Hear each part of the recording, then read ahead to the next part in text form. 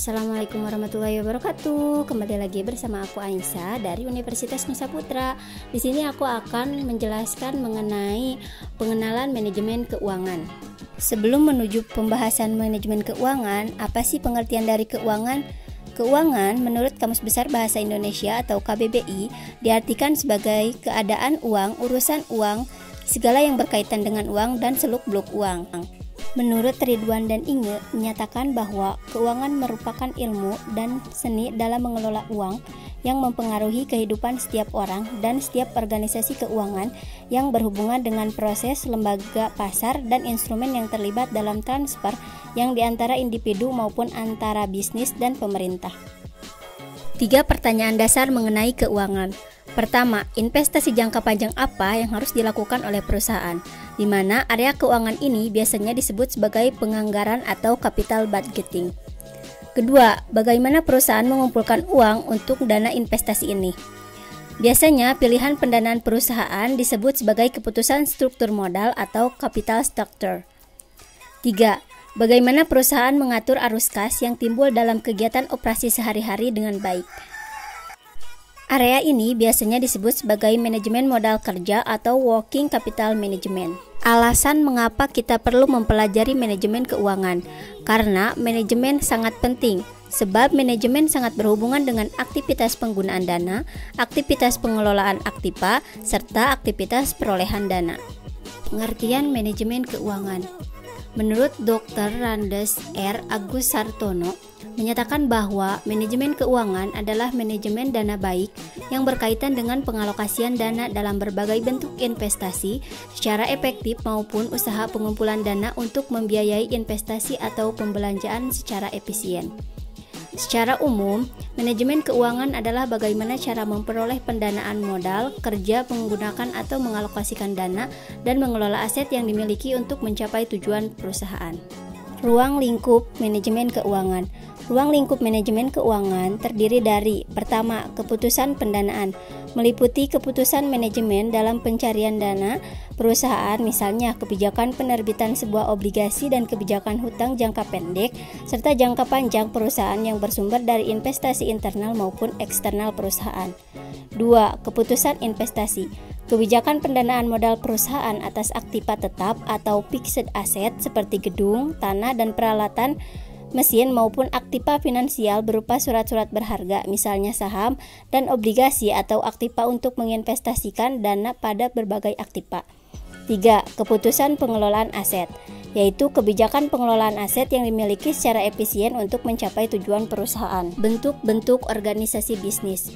Ada 3 bentuk organisasi bisnis, yaitu yang pertama perseorangan, yang kedua yaitu persekutuan, yang ketiga yaitu korporasi. 1. Perseorangan. Bentuk organisasi ini merupakan bentuk bisnis yang dimiliki dan dioperasikan oleh hanya satu orang saja dan mudah dibentuk serta murah biaya pembentukannya. Adapun keuntungan usaha perseorangan yaitu sebagai berikut. Keuntungan dinikmati oleh hanya satu orang, yaitu pendiri usaha. Pembuatan keputusan dan pengendalian hanya dilakukan oleh satu orang, sehingga orang tersebut benar-benar mengetahui bisnis yang dijalankannya. Pajak yang ditanggung merupakan pajak pribadi, bukan pajak usaha. Adapun kerugian dari usaha perseorangan yaitu sebagai berikut. Tanggung jawab hutang terbatas, itu artinya apabila terjadi kewajiban pembayaran, maka kewajiban itu harus dipenuhi dengan memberikan seluruh harta perseorangan dan harta pribadi pemiliknya. Jarang ada yang bertahan lama. Hal ini diakibatkan karena meninggalnya pemilik atau pendiri perusahaan perseorangan tersebut. Sumber perdanaan sangat terbatas karena hanya dari satu orang saja.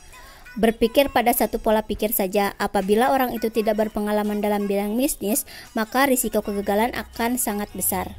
2. Persekutuan merupakan bentuk organisasi bisnis di mana 2 orang atau lebih yang bertindak sebagai pemilik dari usaha tersebut, sehingga tanggung jawab dan hak yang akan ditanggung bersama. Adapun keuntungan usaha persekutuan yaitu sebagai berikut. Usaha persekutuan memiliki modal yang lebih banyak. Apabila suatu individu tidak memiliki cukup uang untuk memulai suatu usaha, maka ia dapat mengundang seorang investor lain untuk join sebagai partner. Karena dalam persekutuan lebih banyak pemilik, kreditur lebih percaya dalam memberikan pinjaman daripada usaha perseorangan. Adanya partner dengan berbagai latar belakang dapat saling melengkapi satu dengan yang lainnya dalam hal keterampilan, hubungan, dan keahlian sehingga manajemennya lebih baik. Adanya variasi dalam manajemen dan banyaknya sumber modal akan dapat meningkatkan prospek dari persekutuan untuk tumbuh dan dapat memperbanyak serta memperluas produksi. Dalam persekutuan, tanggung jawabnya tidak terbatas, artinya setiap partner bertanggung jawab atas kerugian yang disebabkan oleh partner lain. Secara hukum, persekutuan dapat diberhentikan karena adanya kematian, ketidakmampuan, atau penarikan salah satu modal dari partner. Adapun kerugian usaha persekutuan yaitu lemahnya pengendalian. Hal ini ditunjukkan oleh semua aktivitas yang dilakukan setiap partner atas nama persekutuan akan mengikat semua partner, walaupun aktivitas tersebut mungkin tidak diketahui oleh orang lain.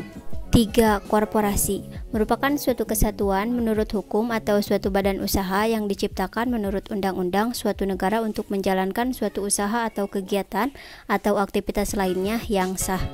Adapun keuntungan usaha korporasi yaitu antara lain tanggung jawab atas utang tersebut, di mana hutang yang harus dibayar hanya sebatas jumlah saham yang dimiliki. Ada kemungkinan untuk memperjualbelikan saham yang dimiliki, tidak seperti badan usaha yang lain, memiliki jangka waktu operasi yang tidak terbatas karena kepemilikannya bisa diwariskan, tidak seperti persekutuan atau perseorangan. Lebih mudah dalam memperoleh dana pinjaman atau penerbitan saham. Manajemen yang lebih baik karena semakin banyak keterampilan individu yang dihimpun dalam korporasi. Adapun kerugian usaha korporasi yaitu diantaranya regulasi izin lebih banyak dan peraturan-peraturannya yang berlaku lebih rumit, adanya perbedaan kepentingan di dalam menjalankan korporasi, pemilik saham minoritas akan dikalahkan dengan mayoritas. Pendirian korporasi memerlukan biaya yang banyak atau tidak sedikit dibandingkan dengan usaha yang lain. Dikenakan sistem pajak berganda. Tujuan manajer keuangan. Aktivitas manajer perusahaan mempunyai 3 fungsi penting yaitu sebagai berikut. Yang pertama, membuat keputusan investasi atau capital budgeting decision. 2. Membuat keputusan bagaimana biaya investasi tersebut atau capital structure decision. 3. Mengatur pandangan operasi perusahaan dari hari ke hari atau working capital management. Tujuan utama perusahaan.